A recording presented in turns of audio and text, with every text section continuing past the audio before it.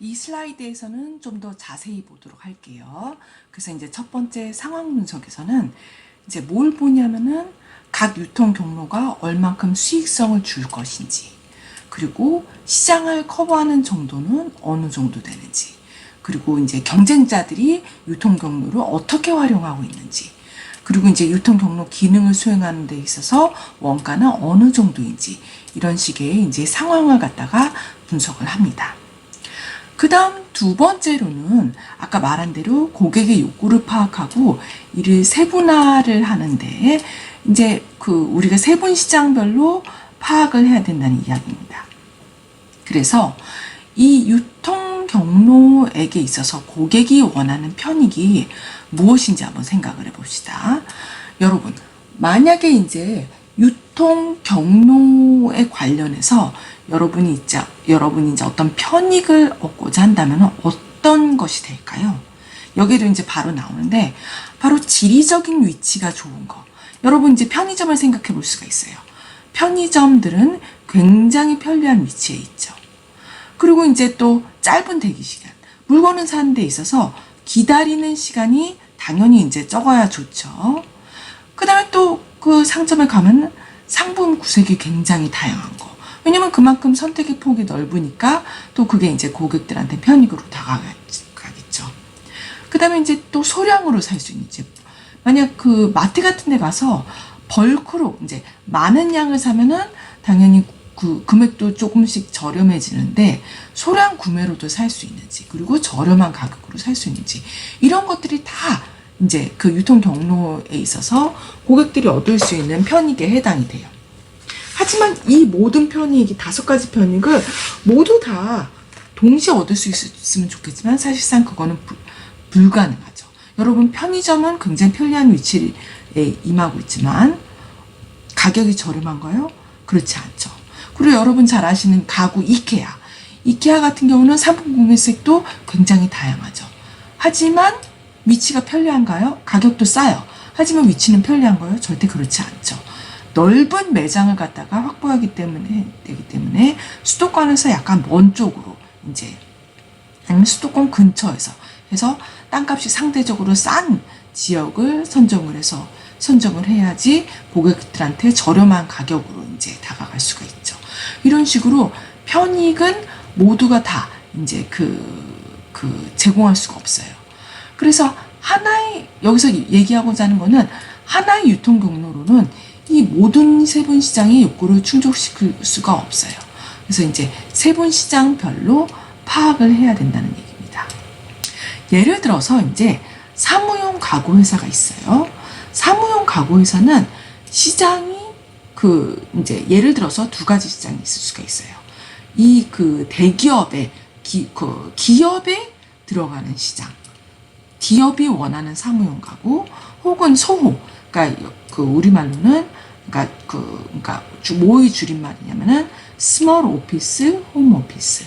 그러니까 이제 1인 기업, 혹은 이제 예를 들어 스마트팜 같이 이제 네이버의 스마트 스토어로 운영하는 거. 잘못 말했어요. 스마트팜이 아니라 스마트 스토어 같이 이제 개인이 혼자 살 수 있는 그런 경우. 사무용 가구가 필요하단 말이죠. 이럴 때 세분 시장별로 파악을 해야 된다는 것입니다. 자, 그래서 이제 세 번째는 이 유통 경로의 과업을 파악을 하는 거예요. 이것도 마찬가지로 세분 시장별로 파악을 하죠. 그래서 과업이 뭐냐? 첫 번째 세워 시장 같은 경우는 인지도를, 그러니까 브랜드를 알려야 되죠. 그 다음에 포지셔닝, 예를 들어서 인체공학적으로 잘 설계된 제품이다 라는 거를 알려야지 개인이 살 수가 있죠. 그리고 상품의 종류를 소개하든가 유통 경로에 있어서 유통 경로가 혹은 시연해 볼 수 있게끔 한다든가, 가격을 제시하고 주문 접수, 배달도 신속하게 하는 걸 원하죠. 왜냐면 계획적인 구매를 하지 않기 때문에 일단 구매를 하면은 굉장히 빨리 도착하는 걸 원한단 말이에요. 혹은 이제 조립하고 설치하다든가, 이제 보증수리 서비스, 액세서리도 판매하고 할부 판매하고, 이런 식으로 소호 세분 시장이 원하는 유통 경로상에서 원하는 과업이 이런 거라면은 대기업체는 어떤 거예요? 물론 상품 종류도 소개하지만 어떤 솔루션을 제공해 주기를 원한다는 거고, 원해요. 혹은 가구 모형을 개발한다든가, 그 기존 가구를 처분할 수 있는 방안을 제시한다든가, 그리고 배달 및 설치, 유지 보수, 액세서리 및 추가 판매, 이런 식으로 비슷하지만 조금 다르게 이제 그 원하는 게 세분 시장별로 이제 유통 경로에 원하는 게 다를 수가 있습니다. 자, 그 다음에는 이제 최적의 유통 경로를 파악을 하는 거예요. 그래서 이제 각 가업이 이제 최소의 비용으로 수행할 수 있는 최선의 유통 경로를 파악을 하고, 그리고 백지 상태에서 유통 경로를 그려야 돼요. 그러니까 이제 독립적이냐, 통합적이냐, 혹은 수직적 마케팅 시스템을 하느냐. 그리고 이제 유형은 점포형을 하느냐, 무점포형, 우리가 배웠었죠. 점포형은 점포가 있는 형태, 무점포형은 점포가 없는 형태에서 온라인이냐, 모바일이냐, 뭐 형태로. 그리고 이제 경로 커버리지의 숫자.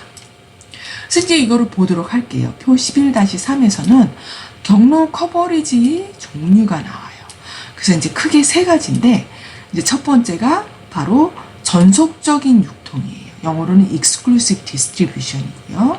두 번째는 집약적 유통이에요. intensive distribution. 세 번째는 선택적 유통이에요. 여기서는 이제 집약이나 이제 전속을 이제 그중에 이제 그 중간 형태로 이제 선택을 하는 거예요. 자, 그래서 전속적 유통은 뭐냐? 여러분, 이 금방 와닿지 않을 때는 전속 모델 할 때 그 전속을 생각해 볼 수가 있어요. 이거는 정의는 뭐냐면은 일정 지역 내에서 한 개의 중간상에게만 상품을 공급하는 거예요. 그리고 이 중간상은 경쟁 상품을 취급하지 않는 것이죠. 그래서 특징은 뭐냐면 높은 마진이 보장이 돼요. 그리고 중간상이 적극적으로 푸시를 할 수가 있죠. 왜냐면 중간상이 마진은 높고 또 다른 경쟁 상품을 취급하지 않기 때문에 그 중간상이 적극적으로 이제 소비자들한테 이걸 어필하는 전략을 쓸 수가 있어요. 그럴 경우에는 제조업체가 통제를 할 수가 있죠. 원하는 요구사항을 갖다 얘기할 수가 있어요. 그리고 이런 경우는 고급 가구 같은 전문품에 더 적합을 해요. 집약적 유통이랑 비교를 할게요. 집약적 유통은 전속적 유통이랑 대조되는 개념이 될 수가 있겠죠. 그래서 일정 지역 내에서 가능한 많은 수의 중간상들에게 상품을 공급하는 거예요. 아까 전속은 뭐라 그랬죠? 전속 모델처럼 이제 그 전속 모델 계약한다 뭐 이런 것처럼 한 개의 중간상이랑 계약을 하는 거고, 집약적 유통은 가능한 한 많은 수의 중간상들한테 상품을 많이 파는 거예요. 그러니까 중간상이 많으면은 그만큼 상품을 더 일정 지역 안에서 더 많이 공급할 수가 있죠. 그런 경우에는 중간상의 푸시보다는 소비자들의 풀에 의해서 팔리는 상품이 적합해요. 소비자들이 그 제품을 알고 가서 이 제품 있어요? 하고 물어보는 거예요. 그래서 어디에 적합하냐면은 저가의 생활용품이나 이제 이제 편의품이나 유행 상품 같은 경우는 이제 한 지역에서 가능한 많은 수의 중간상에게 이제 해야지 소비자들이 가서 이 제품이 있어요 하고 찾거나, 혹은 저가의 생활용품, 편의품 등이 낫겠죠. 근데 이제 전속적 유통은 한 개의 중간상이 이제 소비자들한테 다가가서 이제 푸시 형태로 이제 제공을 하는 거예요. 그리고 선택적 유통은 전속적 유통과 집약적 유통의 중간이라고 보면 되겠죠. 만약에 기말고사를 낸다면은 이제 뭐 예를 들어서 저가의 생활용품이나 이제 편의품 같은 경우는 그러니까 집약적 유통, 전속적 유통, 선택적 유통 중에서 어디에 더 적합한가요? 라고 했을 때 집약적 유통을 선택해 볼 수가 있겠죠. 반면에 이제 고급 가구와 같은 전문품의 경우에는 전속적 유통이 낫냐, 집약적 유통이 낫냐, 선택적 유통이 낫냐 했을 때 전속적 유통이 더 적합을 하겠죠. 예를 들어서 여러분, 우리나라에 이제 가구 단지 중에서 여러분 논현동에 이제 고급 가구 단지가 있죠. 근데 논현동에 고급 가구 단지가 있으면 이것이 전국에 퍼져 있나요? 혹은 이제 지역 내에서 그 고급 가구를 취급하는 제품이 많나요? 그렇지 않죠. 한 전속적 중간상이 이제 취급을 하죠. 이런 경우는 고급 가구. 그래서 이제 전속적 유통을 선택을 하는 것이 더 상대적으로 더 좋다. 이것으로 이제 그 이해를 하시면 되겠습니다. 자, 그래서 과업별로 누가 수행하는 것이 비용을 최소화할 수 있는지 검토를 해야 된다는 거예요. 그래서 이제 인지도를 제고를 한다면은 이제 광고를 한다든가, 포지셔닝도 광고를 한다든가, 이제 시연은 예를 들어서 이제 무료 시용 프로그램을 한다든가, 이제 배달 같은 경우는 특성 업체를 이용한다든가, 이제 뭐 보증 수리 서비스는 이제 콜센터를 이용한다든가, 이런 식으로 이제 수행 방법을 생각해 볼 수 있는 거, 이거는 여러분 그냥 읽어보시면 되겠습니다. 자, 그래서 그 다음에 원리 11-3이 나와요. 이제 그 전에도 얘기를 했는데, 유통은 바톤 패스가 아니에요. 바톤 패스는 뭐라고 그랬죠? 기능을 이제 넘겨버리는 것이 아니라, 이제 제조업체가 유통업체에게 바톤을 넘기듯이 모든 유통 경로 기능을 무조건 넘기지 말고, 누가 어떤 기능을 수행하는 것이 가장 적합한지를 검토를 하는 거예요. 그래서 이제 그 기능을 각각 이제 수행을 하는 거죠. 그래서 전체의 가치를 높이는 게 중요하다는 것입니다. 그래서 이제 표적 시장을 선택하고 매력도 경쟁력이 적합성을 분석을 하고, 그 다음에 경로를 신설 혹은 개선을 해요. 만약에 기존의 유통 경로가 없는 경우에는 최적의 유통 경로를 구축을 하고, 기존의 유통 경로가 있는 경우에는 최적 유통 경로와의 격차를 축소를 하고, 그 다음에 이제 다른 마케팅 믹스와의 일관성을 검토하는 이런 형태의 과정을 거칩니다. 자, 그 다음은 이 장에서 5번째 유통 경로의 관리인데요. 여기서 얘기하는 거는 바로 경로 구성원들은 공동 번영의 파트너이다 라는 거를 갖다가 이제 염두에 두어야 한다입니다. 그래서 이제 여기에 왜 유통 경로를 관리해야 되는 필요성이 나와요. 유통 경로, 그러니까 제조업체에서 유통 경로들을 거쳐가지고 도매든 소매든 이제 그 여러 가지 단계를 거쳐가지고 그 소비자까지 간다고 했어요. 어떤 때는 짧게, 어떤 때는 긴 경로를 거쳐서, 그러니까 이제 유통 경로가 길다는 것은 이 안에 참여하는 그런 유통업자가 많다는 의미예요. 그래서 이제 이거를 관리를 해야 된다는 거예요. 여기 소비자, 그리고 여기는 이제 제조든 어떤 거든 이제 서비스든 제품이든 소비자한테 갈 때의 과정이에요. 근데 왜 관리가 필요하냐면은 첫 번째, 이 경로 구성원들이 추구하는 목표가 서로 같지 않기 때문이에요. 그리고 여기서 이제 제조도 이 안에 이제 경로 구성원이 들어가요. 그리고 심지어는 소비자도 이 안에 들어갈 수 있어요.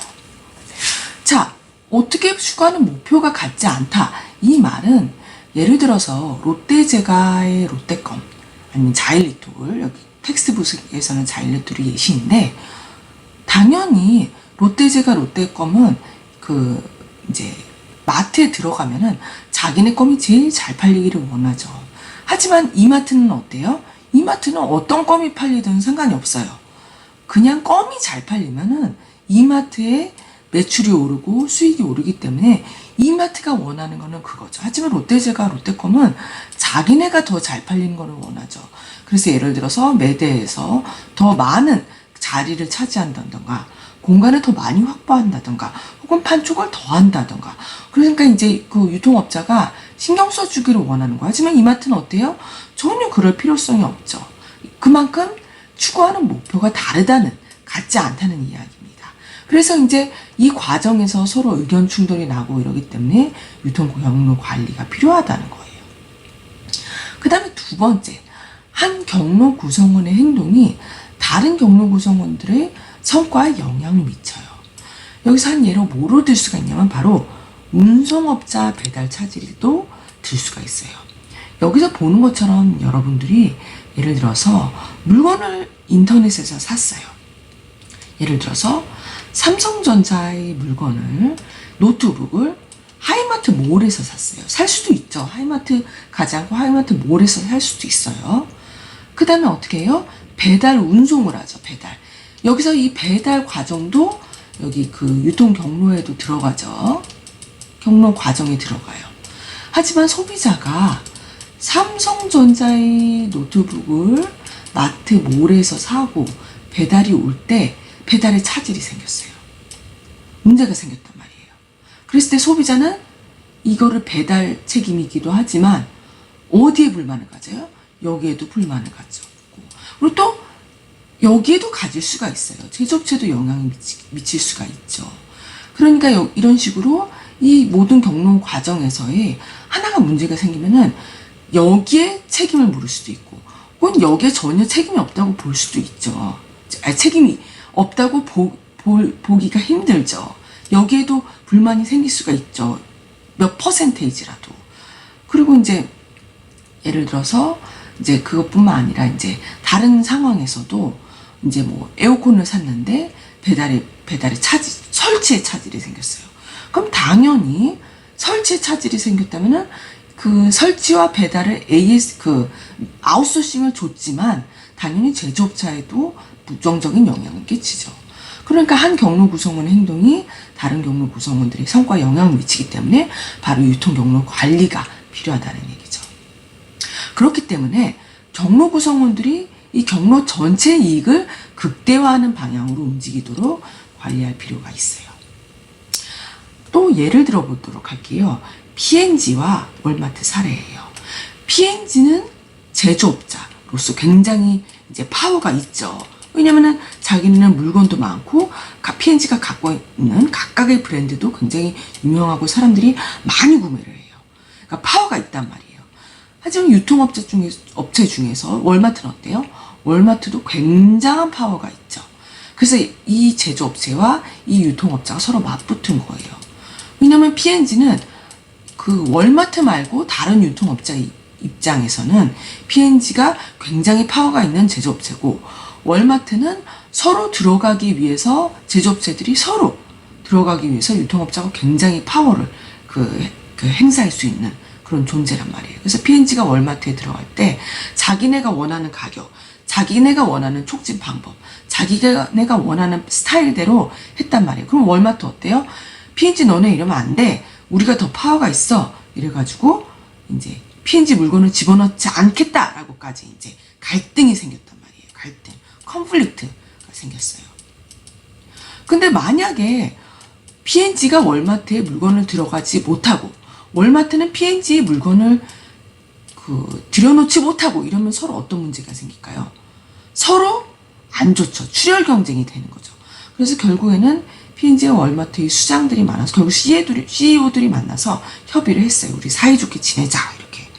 그래서 이제 P&G는 월마트는 이제 규모가 너무 크기 때문에 게다가 월마트는 자기네가 벌어들인 이제 매출로 투자를 했어요. 그래서 인공위성까지 만들었어요. 그래서 인공위성을 통해서 이 매출 관리를 했단 말이에요. 그래서 P&G는 어떻게 했냐면은 월마트의 인공위성이 각 점포에 인공위성으로 쏴주는 그런 데이터를 이용해서 자기네 이제 매출 예측, 이제 어느 정도 지점에서 얼만큼 필요한지 이런 걸 예측을 해서 재고를 갖다가 굉장히 효율적으로 관리할 수 있는 그런 이제 서로 윈윈하는 전략을 사용했습니다. 자, 그래서 그 다음은 동기부여에 대한 얘기예요. 이제 유통 경로를 관리를 할 때 중요한 게 동기부여예요. 그래서 이제 여기에 나오는 개념이 바로 파워의 종류예요. 파워는 우리가 알고 있는 그 파워 맞아요. 파워.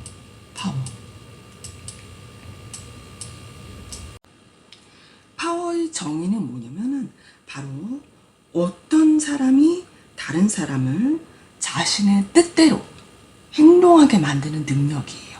그러니까 어떤 대상이 다른 대상에게 이제 파워를 행사를 해요. 이것이 어떤 종류의 파워든 간에 좋게 말하든 세게 말하든 아니면 법에 의하든 뭐든 간에 이 사람의 행동을 자기가 원하는 대로 바꾸게 만드는 능력이에요. 그걸 이제 파워라고 정의를 내리고 있어요. 그리고 여기서 다룰 거는 바로 이제 이 유통 경로 관계 이 안에서 유통 경로 과정 안에서 이 대상들 간의 이제 파워를 행사할 수 있는 종류에 대해서 이제 그 표에서 볼 거예요. 그래서 크게 5가지가 있어요. 각각 다른데 보도록 할게요. 첫 번째가 강압적 파워인데, 강압적 파워. 이거는 뭘까요? 이거는 중간상이 제조업자의 요구대로 행동하지 않을 경우 처벌할 수 있는 능력을 갖고 있기 때문에 발생하는 파워예요. 처벌, 혼낸다. 근데 무슨 말일까요? 그러니까 이제 예를 들면은 이제 지원을 처리한다든가, 더 강하게는 우리 거래 관계를 끊자라고 하든가, 이런 식의 파워를 행사하는 거예요. 그러니까 예를 들어서 이제 그 제조업체든 아니면 본부든, 그리고 이제 계약 관계예요. 하지만 이 계약이 이제 영원하지는 않을 수 있잖아요. 근데 여기 본부든 제조업체든 어디든 간에 예의 행동을 바꾸기 위해서 너 내 말 안 들으면은 우리 관계 이제 끝이야 라고 하는 거예요. 이러면 어때요? 얘가 하자는 대로 할 수밖에 없는 그런 이제 상황이 되는 거죠. 이럴 때 강압적 파워예요. 이럴 때 이런 상황을 강압적 파워라고 말을 해요. 그 다음에 보상적 파워는 말 그대로 제조업자가 중간 상계에 보상을 줄 수 있는 능력을 갖고 있기 때문에 발생하는 파워예요. 실제로 보상을 준다는 게 아니라 보상을 갖고 있는 능력을 갖고 있다는 것을 알고 있기 때문에 발생할 수 있는 파워예요. 그래서 얘 말을 들으면은 인센티브를 준다든가, 그러니까 중간상이 예를 들어서 일정 수량 이상 판매할 경우 인센티브를 준다든가, 이런 식으로 금전적인 것과 유사한 혜택을 줄 수 있다는 걸 알 때에 이 대상의 말을 듣는 것이죠. 그 다음에 이제 합법적 파워. 이거는 제조업자가 중간상에 대해 어떤 행동을 요구할 수 있는 합법성, 그러니까 계약에 의해 정당성을 갖고 있기 때문에 발생하는 파워예요. 그래서 예를 들어서 이제 프랜차이즈 조직에서 본부가 가맹점에게 계약에 의거를 해서 일정 수준 이상의 재고를 유지하도록 요구한다거나, 혹은 이제 계약에 의해서 가맹점이 일정 수준 이상의 어떤 판매 노력을 들인다던가, 그런 식으로 이제 계약의 이거에서 이제 활동을 하도록 요구를 하는 거예요. 합법적인 파워예요. 그래서 이제 거기 가맹점이 계약에 의해서 이행하지 않았어요. 이럴 경우에는 계약에 따라서 이제 어떤 이제 그 결과를 갖다가 이제 계약을 처리한다던가, 혹은 예를 들어 어떤 이제 지원을 처리한다든가, 이런 식의 이제 합법적으로 행사할 수 있는 그런 파워를 의미합니다. 그 다음에 이제 전문적 파워는 뭐냐면은 제조업자가 중간상이 갖고 있지 않은 특별한 지식이나 노하우, 그러니까 예를 들어서 재고 관리 기법이라든가, 혹은 이제 제조업자가 이제 이제 또 반대로 예를 들어서 이제 월마트가 이제 인공위성을 가지고 있어요. 실제로 굉장히 많은 들여서 인공위성 갖고 있으면서 거기에 따른 이제 판매량 데이터를 갖다가 이제 미국의 전국적인 판매량 데이터를 갖고 있어요. 이런 경우에는 이제 제조업자가 이제 P&G가 아니더라도 월마트에 의해서 이제 노하우를 갖고 있기 때문에 어떤 파워를 가지고 있을 수가 있죠. 이제 여기서는 예시로는 제조업자가 매우 효과적인 재고 관리 기법을 갖고 있어요. 그럴 경우에 유통업자는 이제 제조업자가 원하는 대로 행동할 가능성이 높죠. 왜냐하면 유통업자도 제조업자의 노하우가 필요하기 때문에. 그 다음에 마지막은 바로 준거적인 파워예요. 중간상이 제조업자에 대해 일체감을 갖고 있거나 갖게 되기를 바라기 때문에 발생하는 거예요. 예를 들어서 삼성전자의 이제 유통 경로 안에 있어요. 근데 이제 이 유통업자는 되게 영세예요. 이럴 경우에는 우리는 삼성전자가 아니라 삼성전자와 뭔가 관계에 있는 업체이다라고 이제 대외적으로 알려져 있을 때 더 좋은 이미지라던가 더 이제 이득이 있기 때문에 일체감을 갖게 되거나 그렇게 바라기 그런 걸 관련해서 이제 준거적 파워를 삼성전자가 갖고 있게 되는 거죠. 혹은 맥도날드 같이 강한 준거적 파워를 가질 수가 있어요. 이 유통 경로 과정에 있는 업체들은 이 제조업자에 대해서 준거적 파워를 이제 느끼게 된다는 거예요. 반면에 이제 현실적으로 주연테크 혹은 비비큐 치킨이 될 수도 있고 안 될 수도 있고, 약한 중고적 파워를 갖고 있을 수 있죠. 왜냐면 이 유통 경로 과정상에서 이제 이 제조업체가 상대적으로 더 이제 중고적 파워가 약해요. 그럴 경우에는 이제 충분히 그럴 수 있다는 이야기입니다. 자, 여기서 얘기하는 거는 강압적 파워는 되도록 사용하지 않는 것이 바람직해요. 이제 강압적 파워는 예를 들어서 뭐가 있다고 그랬죠? 이제 계약을 철회하는 거, 계약을 종료하겠다고 뭐 협박하는 거, 계약 종료. 이게 이제 유통 경로 관계에 있어서 가장 이제 강력한 이제 파워겠죠. 파워를 행사할 수 있는 종류겠죠. 혹은 이제 지원을 뭔가를 철회하는 거. 이런 거는 되도록이면 사용하지 않는 것이 바람직해요. 왜냐면은 역학 관계에 역전의 위험이 있거나 혹은 대항하는 그런 사례가 생길 수가 있기 때문에 되도록 강압적 파워는 사용하지 않는 것이 바람직해요. 그래서 어떤 파워에 의지한다기보다는, 왜냐면 파워를 행사했을 때 자발적으로 하기도 하지만 비자발적으로 할 수도 있죠. 비자발적으로 그 사람의 파워에 응할 때는 불만이 쌓일 수가 있잖아요. 그렇기 때문에 어떤 관계에 있어서 파워에 의지하기보다는 상호 간의 신뢰를 형성하고 협력을 하는 것이 장기적으로 더 나은 결과를 가져올 수 있다는 것을 명심을 해야 된다는 거죠. 그래서 이때 원리 11-4가 나와요. 경로 구성원들과 신뢰에 기반을 둔 동반자적인 관계를 형성하라. 이래야지 오래가고 신뢰를 갖고 있고, 그리고 이제 어려운 상황이 생겼을 때 관계를 갖다가 끊지를 않는다는 거예요. 그래서 이제 제조에서 소비자할 때 관계까지 이 많은 유통업자들 간의 관계에 있어서 단순히 파워를 행사하는 것이 아니라 이제 오랫동안 관계를 했으니까 신뢰를 형성을 해야지 이제 요즘 같은 코로나 시대라든가 아니면 이제 어려움이 닥쳤을 때도 이제 서로 이제 이해를 바탕으로 해서 이제 관계를 끊지 않고 가는 것이 더 장기적으로 좋다, 이 이야기입니다. 자, 그 다음은 이제 갈등에 대한 얘기예요. 갈등. 어떤 대상과의 관계에 있어서 갈등이 생기지 않을 수도 있지만 당연히 갈등이 생길 수가 있죠.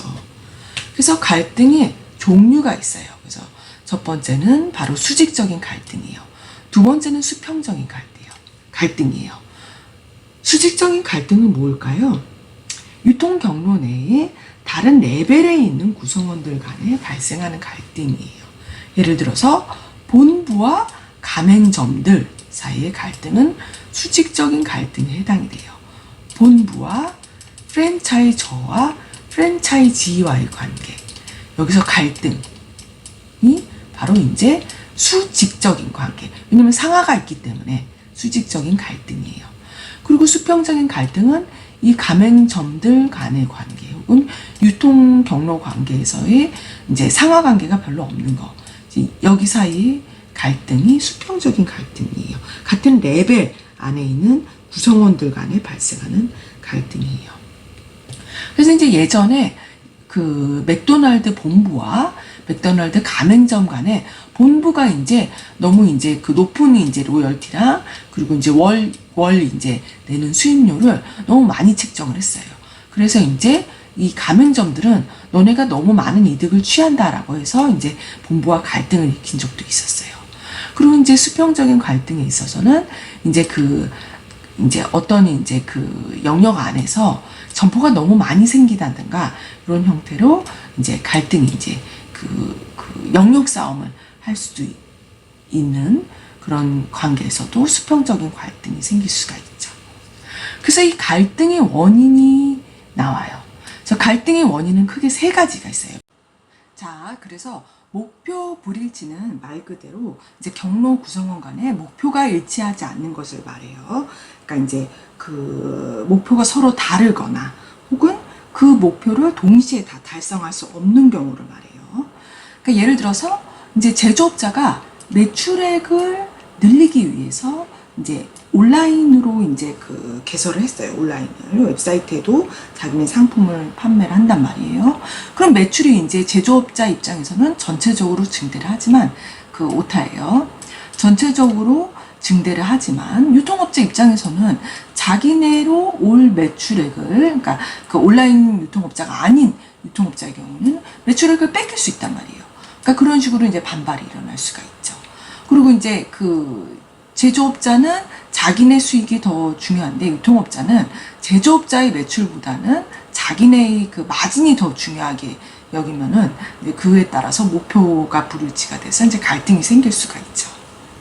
그 다음에 이제 영역 불일치는 뭐냐면은 이제 직영점 대 대리점 사이에서도 일어날 수가 있어요. 그러니까 영역 불일치는 경로 우선 간의 각자의 역할이나 영역에 대해서 합의가 이루어지지 않았을 때 일어나는 건데, 예를 들어서 이제 직영점 같은 경우에, 그러니까 제조업체의 직영점 같은 경우에는 좀 더 수익이 많은 이제 대형 거래처에는 직영점만 상대한다든가, 대리점은 이제 수익이 좀 낮은 그런 그 소비자들을 대형 소비자가 아닌 소비자들을 상대한다든가, 그럼 대리점은 나도 직영점이 하는 영역을 나도 하고 싶다라고 해서 그 영역이 명확하게 정해지지 않으면 이제 그게 이제 불만이 생길 수가 있죠.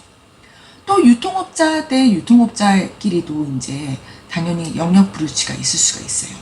예를 들어서 우리가 이제 피자나 치킨이나 어떤 특정 지역에 점포가 있잖아요.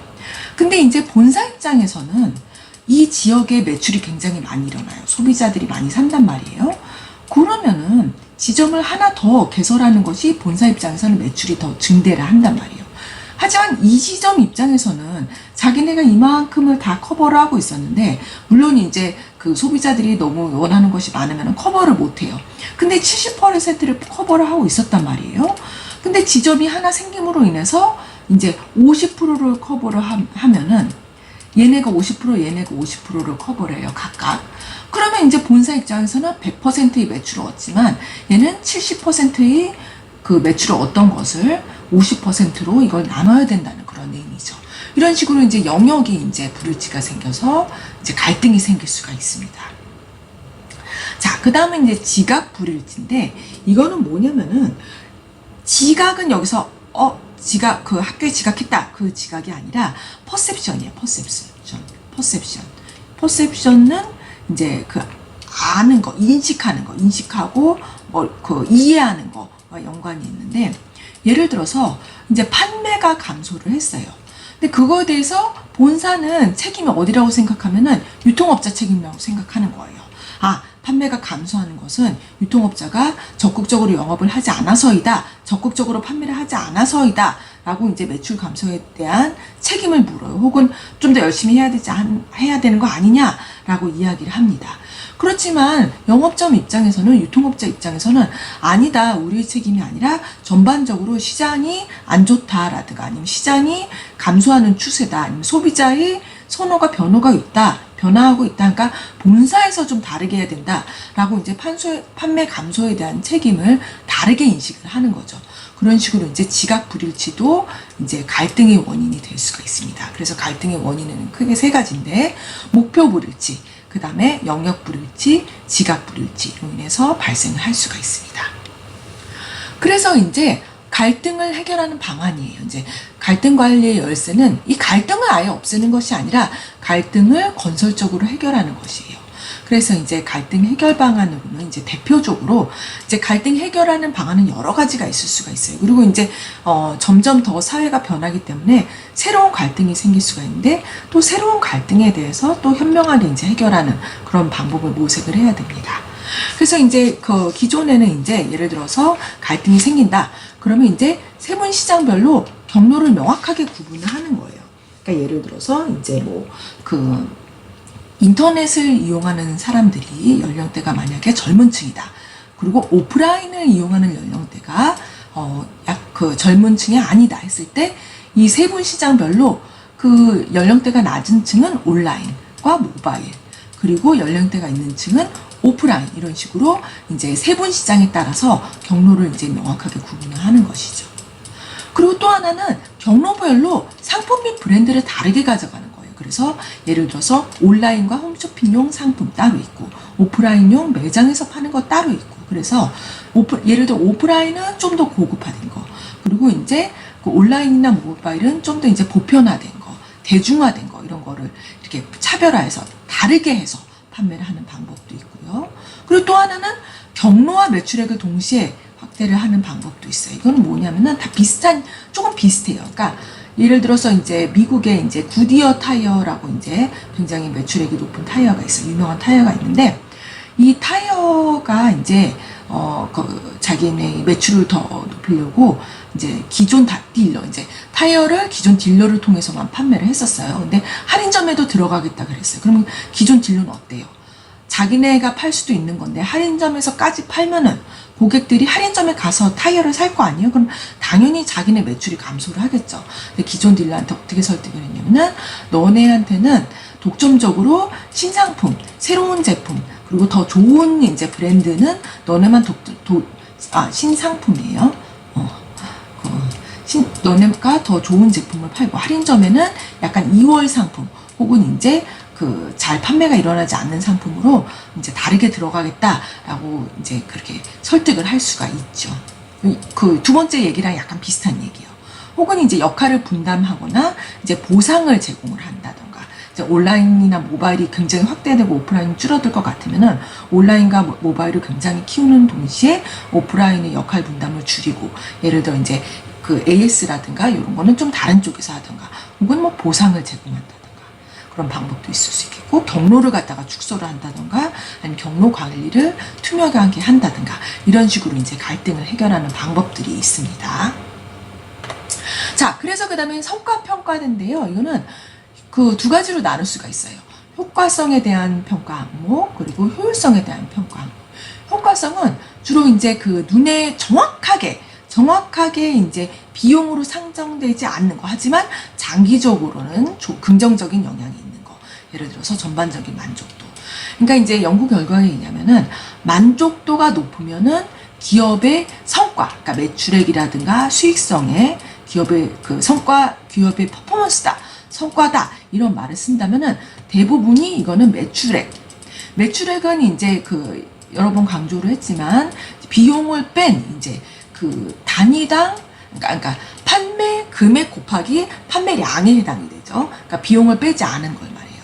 혹은 영업 그 성과에는 매출액도 들어가고 영업이익도 들어가고 혹은 당기순이익도 들어갈 수가 있겠고, 혹은 여러 그 이제 대표적으로 수익이 들어갈 수가 있겠죠. 이런 식으로 이제 전반적인 만족도가 높으면은 장기적으로 성과에 긍정적인 영향을 미쳐요.